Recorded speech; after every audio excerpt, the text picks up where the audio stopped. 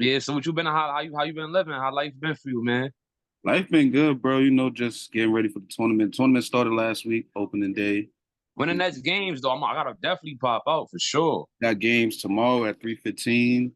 First Copy. game, the first game's at 3:15. Last game's at 6. Then Sunday we got three games. All great games Sunday because it's rivalry week. So That's a we fin night. want to stir things up early. That's a fin night. Word. So let me know you want to get started. You ready? Let me know you ready. Yeah, I'm ready. All right, so you watching Strictly Basketball Podcast, episode 19. I got a special guest. So basically tell the world, tell the people like how did you get started with basketball? How did you get started with starting your own running your own basketball tournament? 'Cause I know you're a commissioner and all that. So basically tell me your journey, tell me your story. My journey with basketball. Well, first off, my name is Mel. I'm from Brooklyn. Um, Started my basketball journey when I was 10 years old. My brother put the basketball in my hands, and he kind of basically just told me, like, what I'm saying, just use this basketball as a tool. Don't let it use you. That was one of the main things like that stuck with me ever since I was a kid, and that I tried to apply, especially now in everyday life. Like, what I'm saying, you never know where this game could take you or who you can meet through this game of basketball. But Right, basketball, you right. can make so many connections, and the connections and resources you make is how you basically, start your legacy and basically branch off into the person you want to be remembered as. Definitely. So take me to like how did you get started with basketball? Like what was your first organized basketball team? Like My how old first was you when the ball was first in your hand? How old was you? my first organized team was Saint Cecilia. Shout out to my coach, Coach Tony and Coach Billy and Coach Ann. They raised me pretty much from fifth grade all the way until about What team seventh. was this again?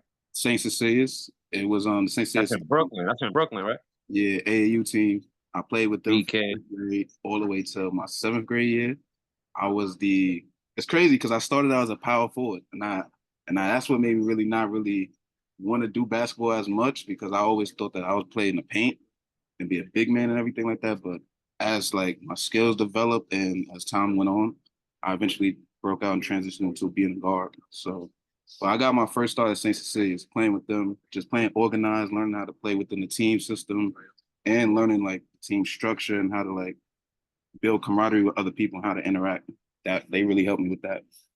So, that's a fact. So how was your confidence level starting off playing ball? Like was you like nervous? Was you your confidence was low? Like Yo, how what did you start it's off? so crazy because I never really told this story, but I was never really like a good practice player. Like there was this kid on my team, his name was Timothy. We was in St. Cecilia. He used to cook me in practice. Like that's where I really He was like tough. learned He was tough. he was He played tough. college ball. He He played was tough. college and all that. He played college ball. He was so tough, bro. Like he used to give me fits because it was like I was one of those people that just I wouldn't say I was naturally gifted, but I naturally had the mental aspect of the game, so I really knew how to break everything down on the court. But he was just always so like shifty, elusive. He could shoot, and then he had the same body frame as me, so it would just throw me off and frustrate me a lot. So shout outs to him because he was definitely a bucket. But that being in that system with him just showed me the differences in like how to like prepare and how to like never take anybody for granted because there's This always is somebody. middle school. This is your middle school year, right? Or Yeah, elementary. middle school. Middle school, sixth, seventh, eighth grade. Yeah, correct. So take to like sixth, seventh, eighth grade playing middle school ball. Like how was that for you? Playing middle school ball was fun. Like I got to play against like different Catholic League schools. I played against Christ the King, played at Christ the King for a showcase. Like that to me was like one of the biggest things to me being on that floor on that stage, like knowing the history at Christ the King. I know you know all the famous players that came from Christ the King. So just being able to Early out. Yeah. yes, so Like, just he being was able tough. He was like, yeah, so being able to be on that floor was just special for me. So like that was one of the main memories I take away from that whole experience during my middle school years of playing basketball at St. Cecilia's. so I believe even at eighth grade year going on to ninth grade, I was that for you. Like even eighth grade, yeah, eighth grade summer going on to ninth grade freshman year of high school. Like I was that for you. My eighth grade summer I feel like was my best summer. My eighth grade summer I feel like was my best summer overall. Like because I remember being this fat 195, 200-pound kid, and just graduated middle school and then transitioning into high school. So that really was like one of my best summers where I just started to like really put everything together. Like I learned how to train. I trained properly. I ate a little different. I started running a little bit more, and I shredded the weight so I could be ready to go into my freshman year of high school. My freshman year of high school, I attended Grand Street campus, and there, What that's where school again? What high school you went to again? freshman year I went to Grand Street campus. That's That's in the city, that's right? nah, that's in Brooklyn. It's in Bushwick. I stayed local for my freshman year. I went to Grand Street campus, and that's why I linked up with. It's crazy because when I went to Grand Street, I linked up with my old gym teacher who wanted to be in high school coach for the team.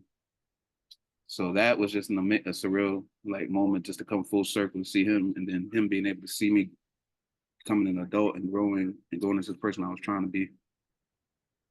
So for my ninth So grade how was year, that for say that again, my how fault. was that for your how was that for your freshman year in high school? Like how was your confidence level? How was the transition easy for you? Like how was it?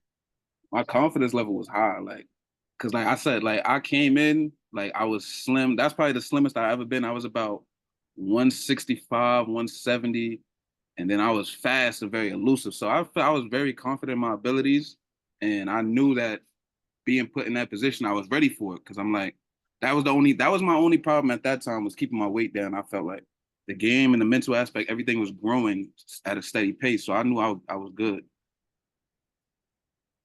That's a fact. So how was your stats your freshman year? How you did your freshman year? How much you was averaging? Like did you start, come off the bench? I came off the bench the freshman year. I didn't really get that much playing time because PT? it So was you still wasn't getting PT like that, right? it was still 2 or 3 guards ahead of me. So I just had to wait my turn in line basically. But being young at that age, you don't really want to hear that. You just Yeah. want to get out there and play. So me being 14, naive, 15. yeah, me being naive, I wound up transferring, and that's why I wound up moving out to PA for my next 2 years of high school. So you went there, so you went to Grand Street campus freshman and sophomore year, right?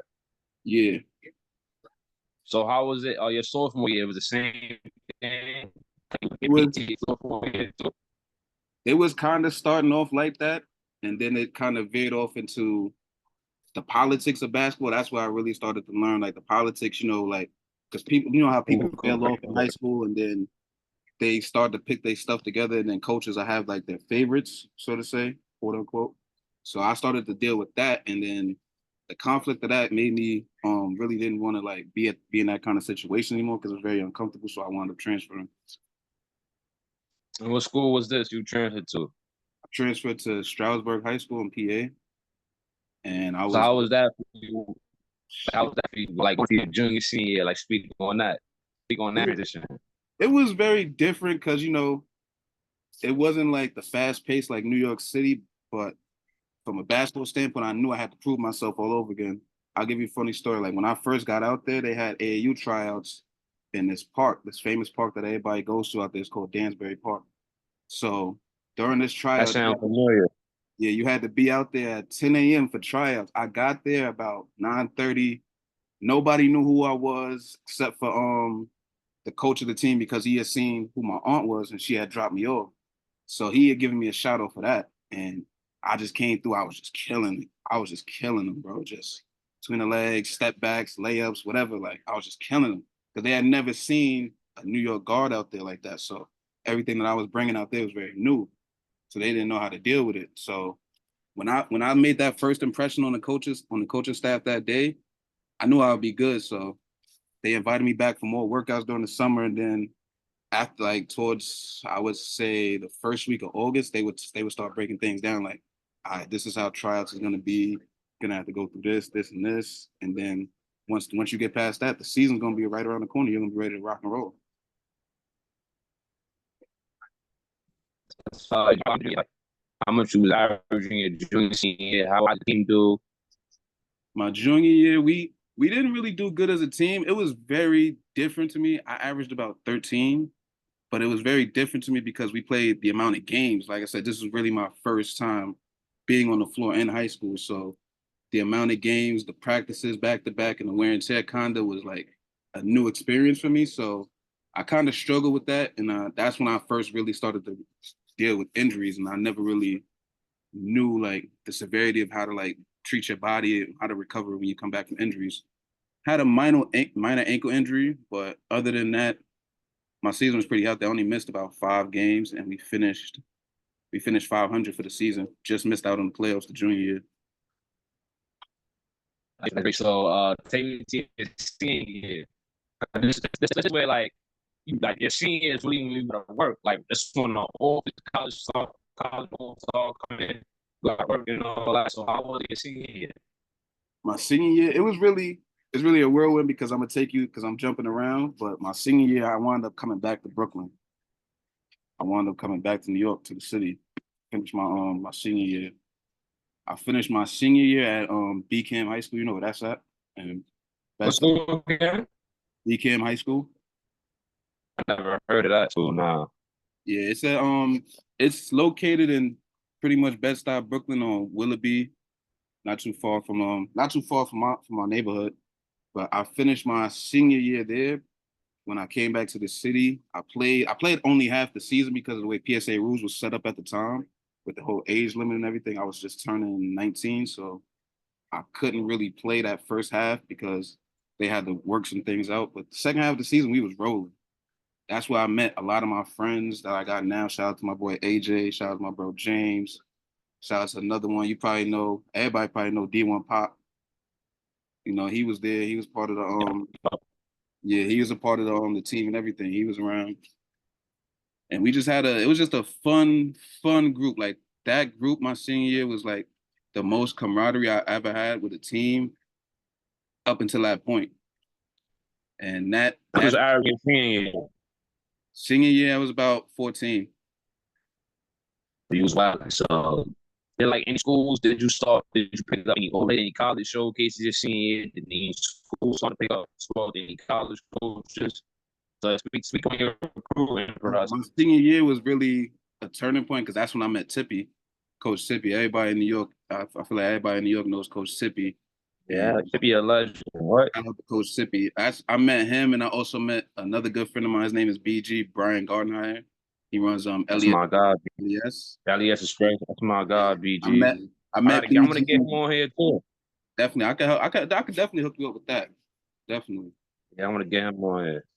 I met BG my senior year, and then he had told me to come to this gym in the city, and then that's when I met Tippy. He took me directly to Tippy, introduced me, shook his hand, and then Tippy just told me, "Hey, get dressed.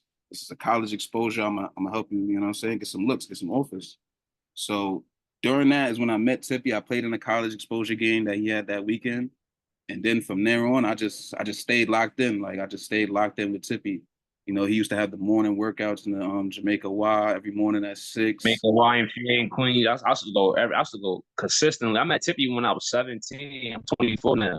I'm like, Yeah, like man, that's time be around. flying. I'm saying I met Tippy like when I turned 18, going into 19. So it was Yeah, I like, met Tippy at 17. yeah, I met him. Also, shout out to the late great Coach Fogel, Eric Fogel. May he rest in peace. Shout out to Coach Adrian. I met Adrian at Oh, those. that's crazy. I was just about to mention Adrian. Word. Yeah, yo, those they don't know, bro. Those workouts, them 6 a.m. workouts, used to get people right, bro. Like Different, bro. you had to really come in there. You would see other dudes in there getting dressed. That competitive level, I think, is what's missing nowadays. Like we don't really have that no more. Like And those, plus you're low and plus you're older than me because I'm from a different era. I'm 24. You about like 30 now? yeah, I'm 30. Yeah, so you come from a little era. You come from a little era. It's like more like white head. Yeah, like But I'm in that era. but you're a little older than white head. Yeah, I'm like 2, 3 years older than White Hat. Yeah, so that What showcase you played in? Like typically showcases you played in. I played in the Tippy Showcase, the one that he had in the city. It was on The one Big of Apple shit. Big Apple on the eighth. I think it was on 8th Ave, if I'm not mistaken. He had it in that small high school gymnasium.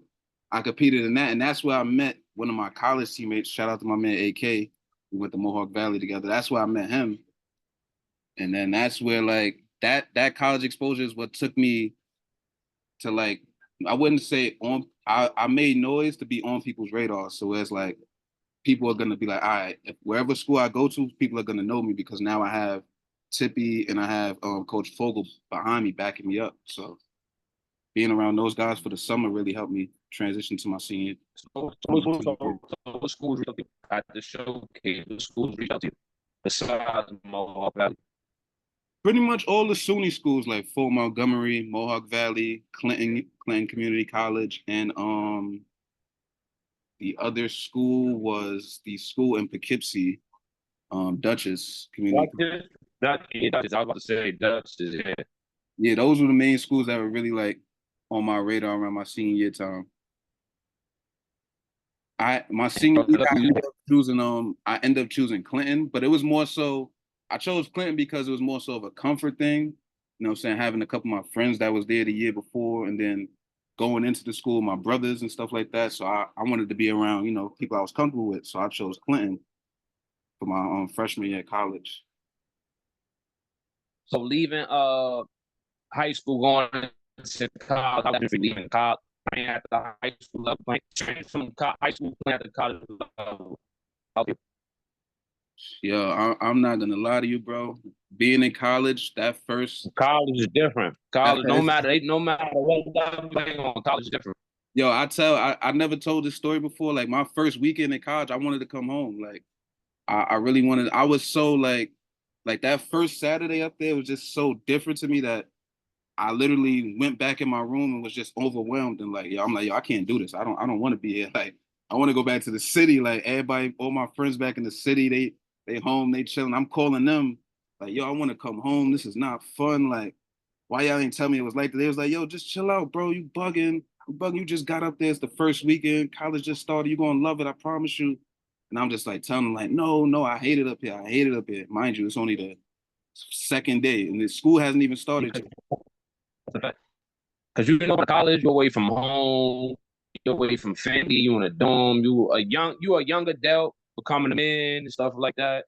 Yeah, So college is like real people really don't different. understand like being on your own for the first time. It's really cool, For the but first time. you really gotta like, you know what I'm saying, mold yourself and grow into that. Like, you know what I'm saying, really take care of responsibility, take care of do what you gotta And do. Mohawk Valley, that's a D2 JUCO, right? That's D2 JUCO, right? Nah, that's D3 JUCO. D3. So how was y'all that year? You was there. The team, how y'all did. My all right, so I got the Mohawk in 2014. I got there spring semester 2014. I wasn't on the team then, but I had built connections that first semester with a couple of guys like that eventually became teammates. Shout out to my guy Keyron Allen. He was the best player on the team. He was a leading scorer. He was nice. Like he was a bucket. Shout out to my point guard that I'm still cool with till this day, Bugs. Shout out to him. Shout out to everybody that was on that 2015, 2016 team. We made history that year. That was the first year we won in school history. So bringing it, I won a chip. Yeah, I took it that year.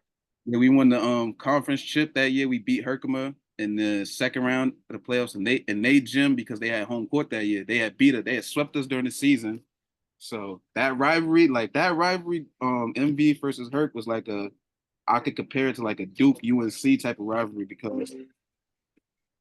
because like that whole animosity, like this school don't like each other and they don't like this person. And then the schools being about 10 minutes apart made it even more exciting. So like that whole experience with them was fun. We beat them in the second round. And then we played Jefferson Community College in the championship. And that was one of the most up and down games I've ever been a part of because it was like you ever had one of those games where you feel like your team is gonna win, but your team just starts out the game flat, and then y'all wind up being down at half, and then coach starts panicking. He gives you this whole little speech about how you come this far this season and how everything's went, and how you guys just got to pick it up, and then you guys just look at each other and just rally around each other and just pick up your whole intensity and just change the whole game. That's what happened to us the second half. We went on the 30-15 run to start the second half, and we just never looked back. And that was the first championship, conference championship in school history. So I was just glad to be a part of it. So after college, what after college, then you special basketball, or you say nah, it's All pretty right, good for me. I just want to start my own. I'm it's gonna a get into my crazy own basketball tournament. it's a crazy story because after we won the championship, we came back to school. We won the championship in February. Then we went to nationals for spring break, which was in March. We lost in the Elite Eight to a school from Texas. We had the nationals at this is when they did nationals at Sullivan College. So we lost in the Elite Eight to yeah, we lost to the Elite Eight to a school from Texas. I'm not too sure if I remember the name. But we after we lost to them, we came back 2 weeks later after spring break, and then we was all just chilling, having fun, still hooping, just having fun with the game. And then towards the last week of school is where everything kind of like changed. The whole trajectory of my basketball career kind of changed because I that's when I broke my leg. I literally broke my ACL and my meniscus the last Tuesday on campus, like being in school, like the last week of school. So getting hurt was just like that was something like I never experienced before. Like it was so real, like the injury, being injured like that. I had gotten injured and everybody thought it was like I was joking, like because I was always a playful guy and like I would always play around, but this injury was just so serious, so people didn't really know how to like react or take it at first because they never seen me like that. So it was very humbling being injured and it was like very vulnerable experience because I'd never been injured before. I know that was a crazy moment. That whole summer after being injured was just crazy because you have days where it's like, oh, you think people don't care about you or people not really checking on you. And then you'll have days where it's like, I I can do this, I could do that. But then there's other days where it's like you got to depend on somebody to come help you. So you start dealing with the pressure and anxiety of that because now you're starting to feel like you're a burden to certain people. And it's just your mind's really just playing tricks on you. So you really just got to be mentally strong to like overcome an injury like that. So take me to like how you guys starting your own tournament, E4T basketball tournament. Like, so take me to how you got started with this, like becoming your own, like becoming running your own tournament and becoming a missioner. I started E4T in 2019. I started it actually. It's Before the pandemic, before COVID, yeah, right before the pandemic. My the cousin, pandemic.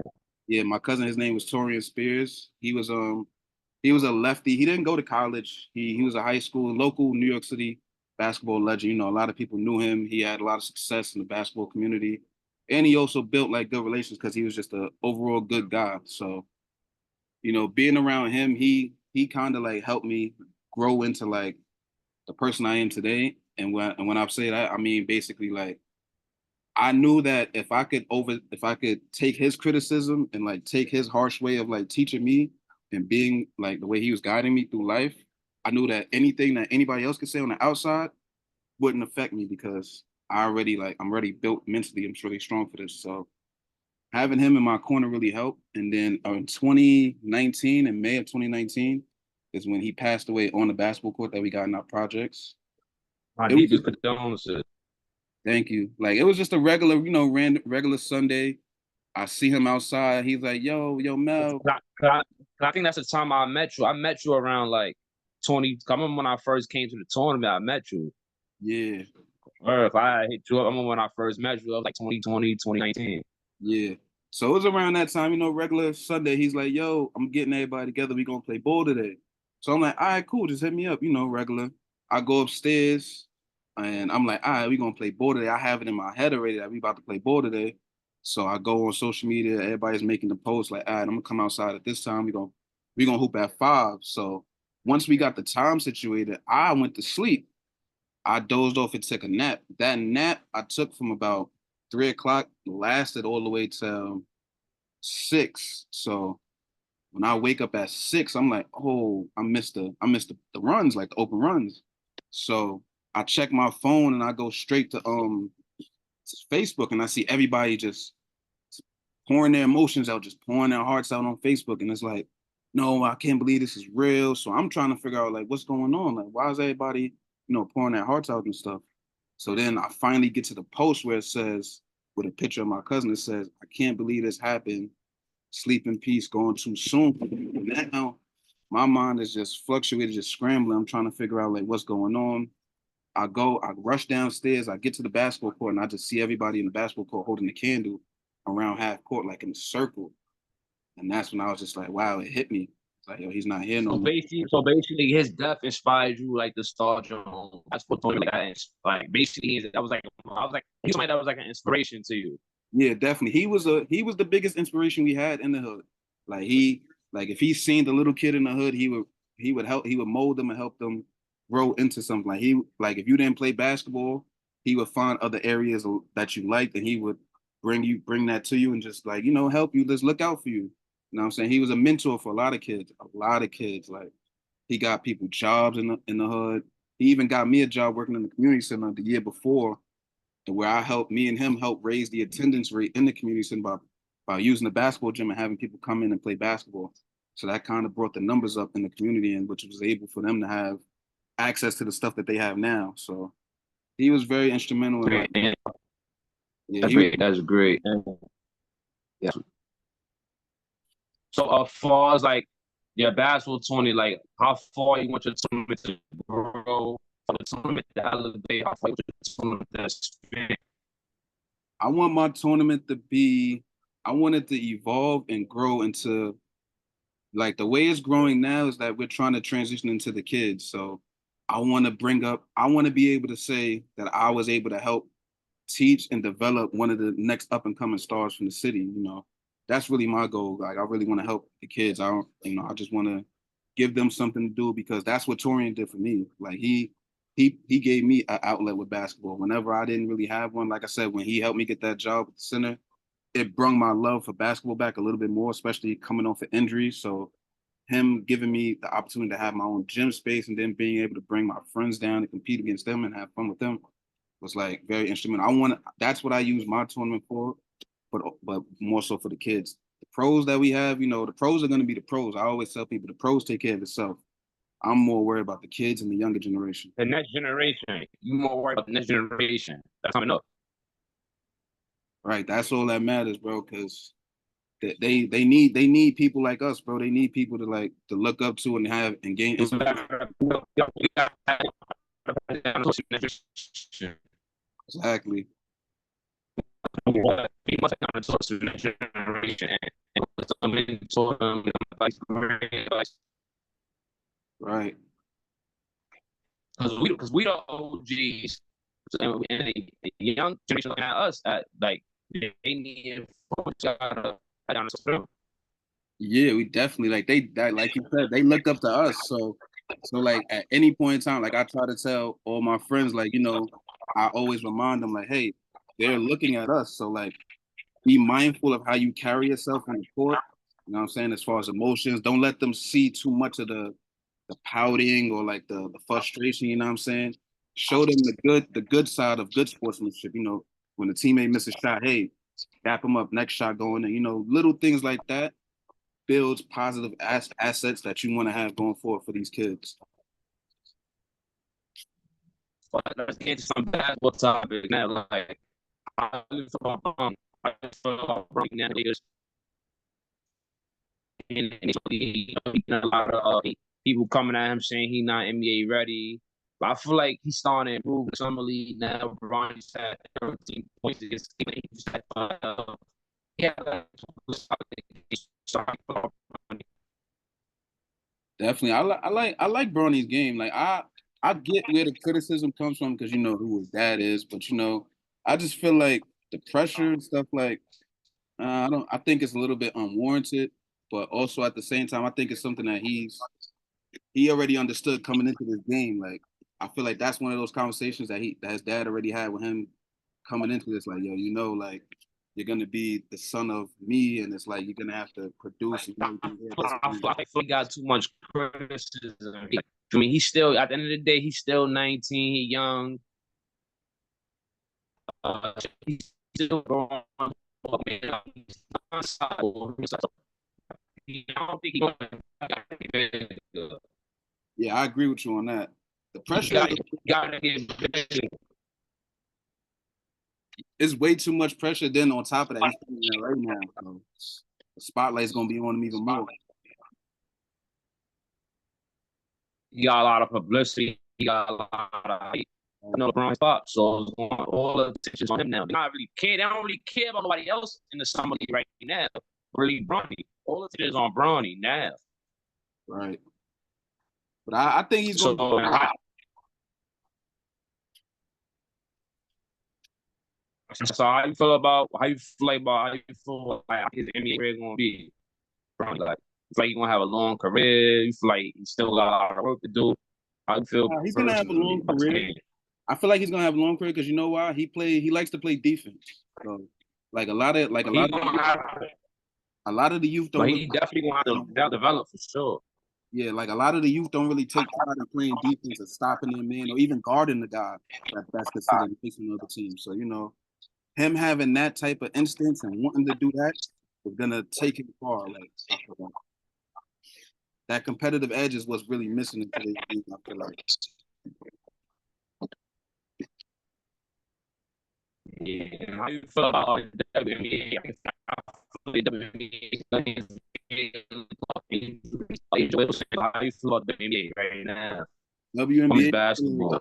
a great place right now. WNBA is in a great place. Like you got Caitlin Clark, Angel Reese, like that whole dynamic that they're building with that. I feel like they started that dynamic a little too late, but they're kind of like seeing like this is these two are like the main attractors and let's build them up and it'll help build our league up. I think they're in that transition understanding that. So as long as they market the league properly and use the stars that they do have, because the WNBA got a lot of stars, like a lot of stars that people probably wouldn't even know. Like I could probably throw out a few names that I won't even know. Like let's say like somebody like Chelsea Gray, like Kelsey Plum, or somebody like Lexi Brown. Like it's a lot of good players in the WNBA. Like if you really watch and like study the game, it's a lot of good players. You will be fascinated with the WNBA and where it's at right now. I like the skill level that it's at right now.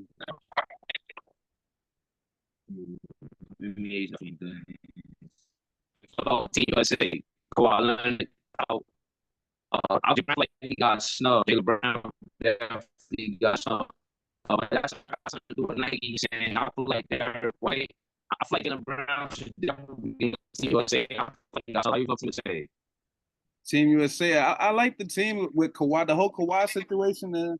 I didn't feel like he really fit that team. So you know, like him being there, like if you've seen him there from the videos that they were showing, he didn't really look like he fit in with them like that. Like he was, you know, he's to himself, he's laid back, he's quiet. So, you know, that kind of personality doesn't really fit in with everybody else who's already changing and evolving. And then you have somebody like LeBron. So, you know what I'm saying? It's kind of, you know, not saying I like LeBron. He's not my favorite player, but I like him and I like the way he carries himself on the court. But other NBA guys, they they don't really, you know what I'm saying? They not really falling with that. They don't really rock with how he moves. So I think Kawhi is one of those guys. Like, I don't really with that. Team USA undefeated every game. Still going on.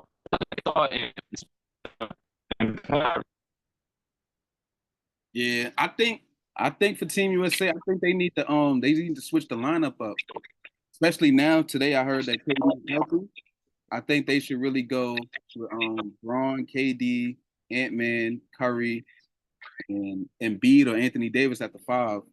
I think that'd be like if we're talking Team USA, like in previous years, even back to the Dream Team or the Redeem Team, like they always threw out the best five that you could have. And I think like with that five that I just named, either Anthony Davis or Embiid, people go wrong either way. So that five, I think they should just throw out the best five possible and just let everybody else adjust to them. So, Yeah. I've been watching the summer league games. You know, I like a player I like Reed Shepherd yeah, that play on the Rockets. yeah. What you He tough. like Cam Whitmore? I got him getting rookie of the year, Reed Shepherd. That's tough. I you Boy, know who I like tough. rookie of the year? That boy tough.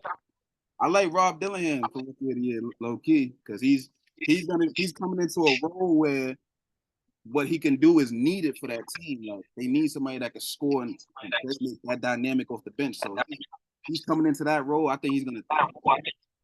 And then Ant-Man, Ant-Man's not the most, best leader in the world, but he can definitely bring the best out of you, I feel like. So having a guy like that on your team, especially as a rookie being young, it's beautiful. It's beautiful. Yeah, we got one more last topic before we get over. I feel about the NBA trades because a lot of trades been going on. Klay Thompson on the Mavs, Chris Paul on the Spurs, freaking who else? DeJounte Murray on the Pelicans. There's been a lot of trades going. It's a lot going on right now. Like Pat Beverly, So Pat Beverly signed overseas for $4 million. So he went over like that. He went overseas, but for me, that he's still getting that bag though. Definitely. Like the whole trade dynamic and everything with NBA is Westbrook DeMar DeRozan going to the Kings. Like it's a lot of like moving parts. No, Mikal Bridges on the Knicks. Knicks. I feel like the Knicks upgrade and the Knicks getting better. The Knicks upgrade. I'm kind of upset they didn't keep Hartenstein, but yeah, they should have kept Hartenstein. Yeah, that's a good bid. You know what I'm saying? You can't keep everybody. So I understand it. You know what I'm saying? Like, but the league definitely got better. It's definitely about to be fun. Me as a basketball fan, I tune into the Western Conference a little bit more than the East because it's more competitive games going on in the West. It's always a matchup. Like it's never a dull matchup in the Western Conference. You know what I'm saying? And then I'm not gonna say I have a favorite team. I have my favorite players, Anthony Davis and Kyrie Irving. So I follow those two. Lakers, I think Lakers is a bad organization because the Lakers passed up on a lot of people in free agency. They could have got Westbrook. They could have signed DeMar DeRozan. They had a lot of people. You know what it is? You know what it is with the Lakers? I feel like I'm glad they didn't sign DeMar DeRozan because I personally didn't think he fit with them. Same when they had Westbrook. I didn't think he fit with them, but I just bought into it because I'm like, it's LeBron and AD. They could fit around him. They could make anything work. But as we see, it kind of didn't really work with Westbrook. But like with the Lakers whole situation, I think they're gonna attain players not this year, but like when LeBron retires, I think that's when you'll see like the next star come to LA. Right now, I think a lot of guys don't really want to play second fiddle to LeBron, or not even second fiddle. Might play third fiddle because depending on who you ask, some people might say AD's number one and LeBron's just God in the ship. It all it all depends on who you ask. So like when LeBron retires, I definitely think like somebody's gonna come to LA and just join AD for like his final few years of his career and stuff like that. Yeah, I feel. I like Cooper Flag. That boy a bucket. Cooper Flag is a bucket. Like he going to Duke. He gonna be the number one pick. Cooper Flag. So speak on how you feel about him. And then I also like his decision making. He went to one of my favorite schools, Duke University. Duke. I just wish Coach K was still there for a little bit longer. You know what I'm saying? So he could reach back to the talent like this. But I think he should be good. Cooper Flag was giving. He was giving the Team USA a problem with Flag. Problem, bro. Like he was giving them a problem, and you could just tell, like from the way he was playing, like he's gonna be tough. Once he picks up the certain little nuances of the NBA and stuff like that, he's gonna be a problem. Like because he already got the shooting ability, he already got the complete package, he already got the total game. What NBA players motivated you growing up? Like, what NBA players inspired you? Like.